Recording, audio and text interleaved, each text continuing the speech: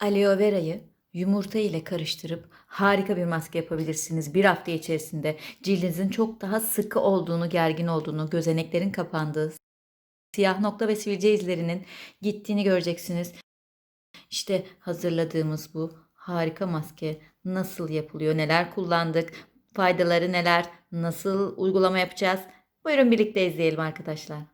Gerekli malzemelerimiz: aloe vera. Kıyacağım bu sefer bir tane kesmeye. Yumurtanın beyazını kullanacağım. Limon, suyu ve kabuğunu, bal kullanacağım. Tüm cilt tiplerinin kullanabileceğim, çok kısa sürede etkisini göreceğiniz harika bir tarifle hemen yapım aşamasına geçiyorum. İlk olarak aloe veramdan bir parça alacağım. Kestiğiniz anda sarı bir su çıkacak. Peçete yardımıyla alın. Gerisinde herhangi bir sakınca yok. Şimdi bunu güzelce yıkıyoruz.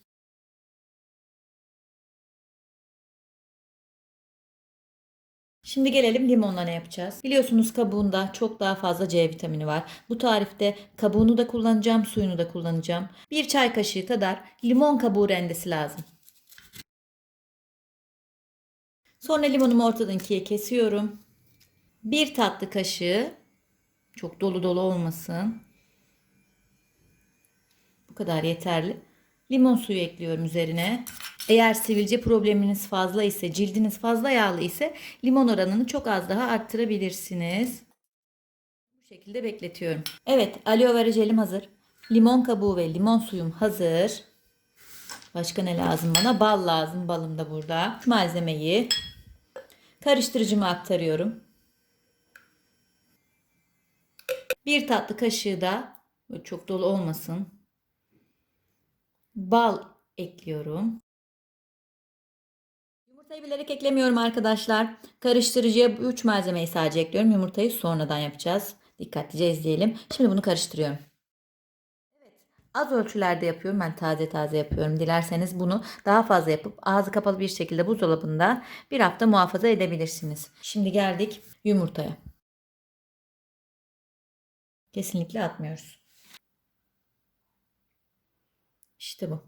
Bir tatlı kaşığı ölçüsündeki aloe vera jeli karışımımı yumurta akı ile birleştiriyorum.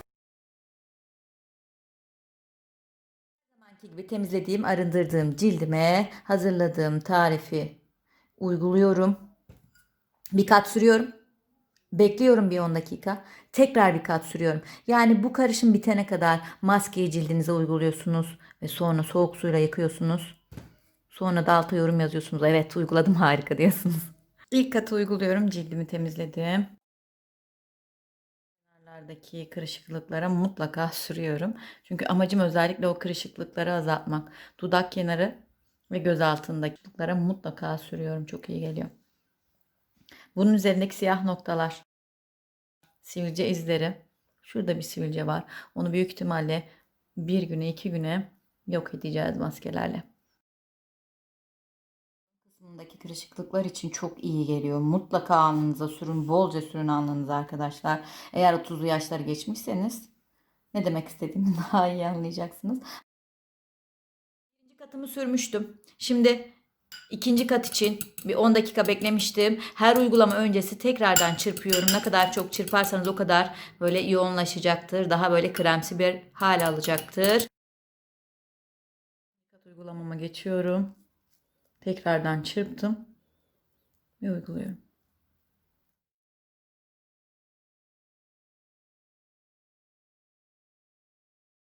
Üçüncü kat uygulamasına geçiyorum. Dördüncü ve son katımı bir 10 dakika daha bekleyeceğim bunu sürdükten sonra ve size son halini göstereceğim kuruduğunda. Maskeyi 4 kere yüzüme uyguladım. Arta kalanı bu kadar arkadaşlar. Dilerseniz bunu da 5. kat olarak sürebilirsiniz ama ellerinize de uygulamanızı tavsiye ediyorum. Çünkü ellerimize de artık yaş ilerledikçe kırışıklıklar, bu yaşlılık çilleri, lekeleri oluşmaya başladı. Bunlardan kurtulmak için ellerinize de lütfen sürün. İkinci katı sürüyorum ellerim için. Maskeyi ne zaman yıkamanız gerektiğini zaten cildiniz size söyleyecek, bakın konuşurken. Mimik yaparken çok zorlanıyorum. Artık kurudu. Toplamda 30 dakika ayırdık. Sürdük, tekrar sürdük, tekrar sürdük. Ama sonuç harika olacak. Çünkü daha önce uyguladım ve çok memnun kaldım. Artık konuşamıyorum. Maskeyi yıkayacağım ve sonucu birlikte göreceğiz.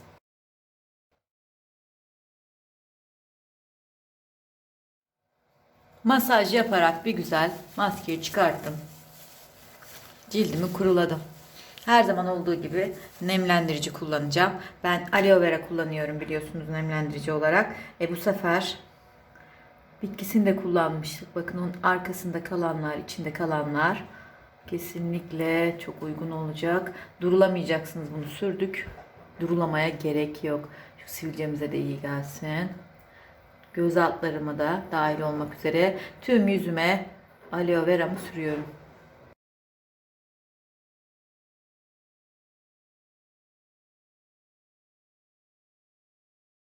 Harika bir maske bu. Yani bunu kullanıp da memnun kalmayacak kişi sayısı gerçekten çok azdır. O kadar iddialıyım. Lütfen ilk fırsatta deneyin. İlk fırsatta siz de uygulamaya başlayın.